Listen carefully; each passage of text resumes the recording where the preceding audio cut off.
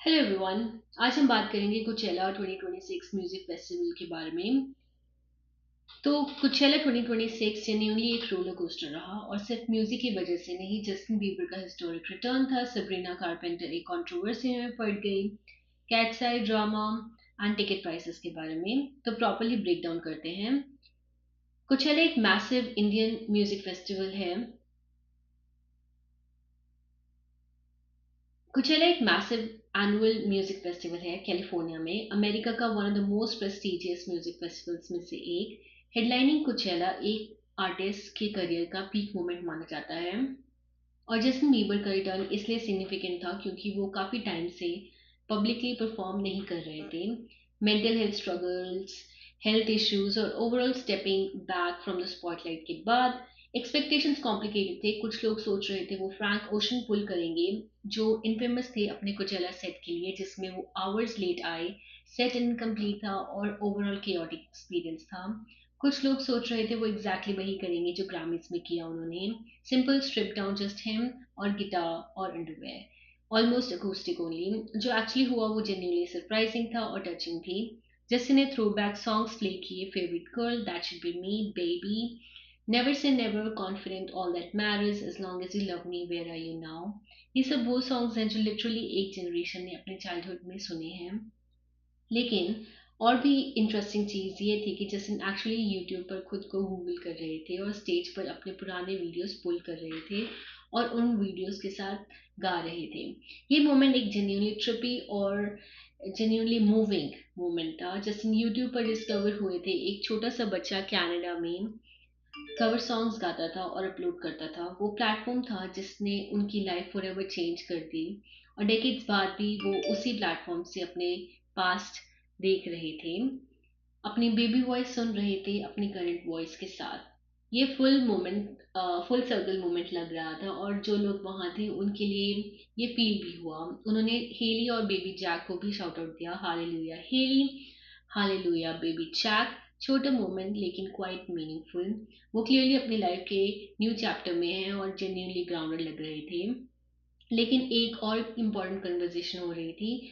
Justin का set minimalist था, कोई इलेबोरेट प्रोडक्शन नहीं, कोई आउटफिट चेंजेस नहीं, कोई बैकअप डांसेस नहीं।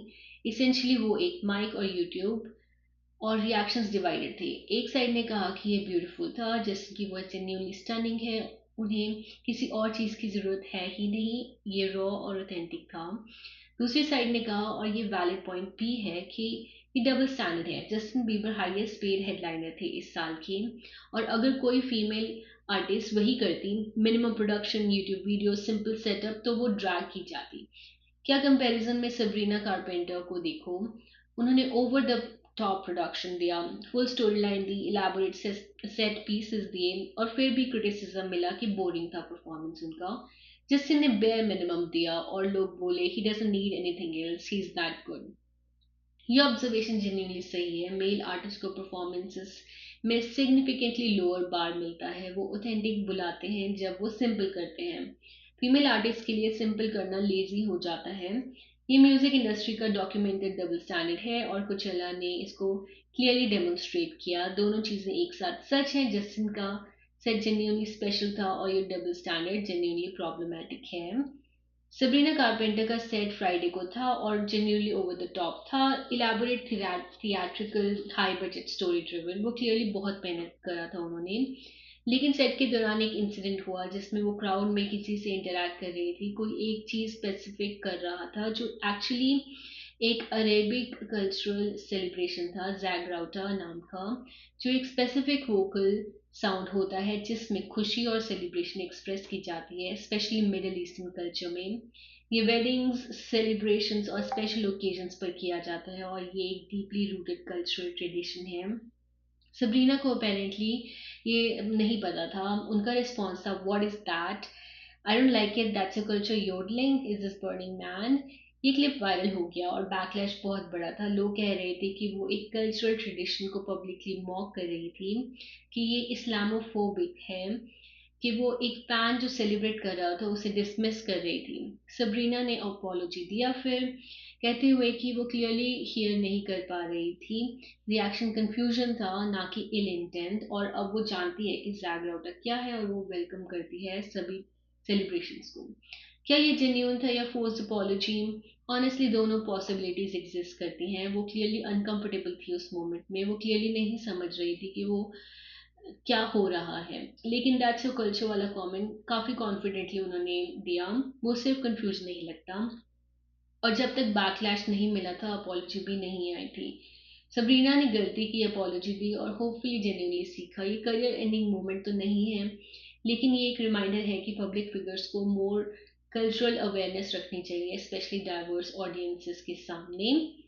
अब बात करते हैं टिकट प्राइसेस की, जो इंसेनली हाई थी आफ्टर जस्टिन बीवर अनाउंस कि वो अटेंड करेंगे कोचेला एंड परफॉर्म करेंगे उसमें। एंड इसलिए ticket resale prices $5,000 for VIP से $10,000 तक भी पहुंची। और वर्स्ट पार्ट, बहुत लोग स्कैम हो गए, fake tickets, fraudulent sellers, desperate लोगों ने डेस्परेट लोगों को टारगेट किया। कुचेला ऑलरेडी एक एक्सपेंसिव फेस्टिवल है, और ये आर्टिफिशियल प्राइस इन्फ्लेशन ने बहुत लोगों के सपने क्रश कर दिए। ये ब्रॉडर प्रॉब्लम है म्यूजिक इंडस्ट्री में, ticket master monopoly, resale culture, scalpers, ये सब एक इकोसिस्टम है जो अल्टीमेटली फैंस को हर्ट करता है।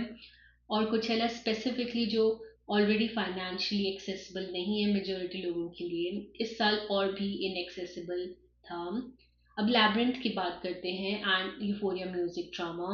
लैब्रिंथ जो यूफोरिया का मोस्ट आइकॉनिक म्यूजिक प्रोड्यूसर रहे हैं, जिन्होंने शो की सिग्नेचर साउंड क्रिएट की है, उन्होंने अनाउंस किया कि उनका कोई म्यूजिक यूफोरिया सीजन 3 में नहीं है। और डे ऑफ हिज कोचेला सेट उन्होंने इंस्टाग्राम पर पोस्ट किया कि people will comfortably lie in this industry and still call themselves honest people.